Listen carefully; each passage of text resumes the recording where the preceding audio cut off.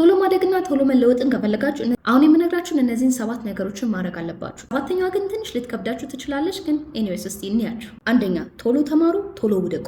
ዳትሰት ትክክለኛ ትምህርትን የምትማሩት ከሰክሰስ ሳይሆን ከውድቀታችሁ ነው። ስለዚህ ቶሎ መለወጥ ከፈለጋችሁ ቶሎ ሞክሩ፣ ቶሎ ተሳሳቱ፣ ቶሎ ውደቁ፣ ቶሎ ተነሱ። ሁለተኛ ስሜታችሁን ተቆጣጠሩ። ወደዳችሁም ጠላችሁም እዚህ ምድር ላይ የሚያናደዳችሁ የሚያስደስታችሁም ብዙ ነገሮች ሊፈጠሩ ይችላሉ። ለእያንዳንዱ ነገር ሪያክት አድርጉ ማለት አይደለም። ስሜታችሁን መቆጣጠር ብዙ ርቀት እንድትጓዙ ያደርጋችኋል። ሶስተኛ ሁሉ ነገር እናንተ ፊክስ አድርጉት ማለት አይደለም። ማለትም የእናንተ ችግር፣ የጎረቤት ችግር፣ የዘመዳችሁን ችግር፣ የቤተሰብ ችግር፣ የምናምን ችግር ሁሉን ነገር እናንተ መፍታት አትችሉም። አንደኛ ባላችሁ እውቀት ብቻ ነው ነገሮችን ሶልቭ ማድረግ የምትችሉት። ስለዚህ አንዳንድ ነገሮች ግዴታ ሶልቭ መደረግ የለባቸውም ማለት ነው። ጀስት ሌት ዘም ቢ።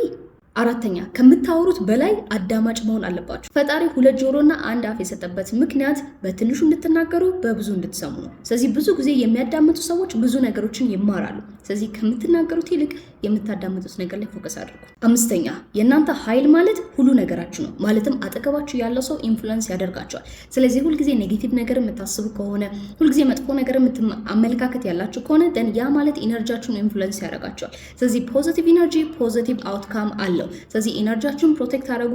ከማን ጋር እንደምትውሉም ያንን ነገር ቼክ አድርጉ። ስድስተኛ መውጣት ያለበት ሰው ከህይወታችሁ ይውጣ፣ አትያዙት።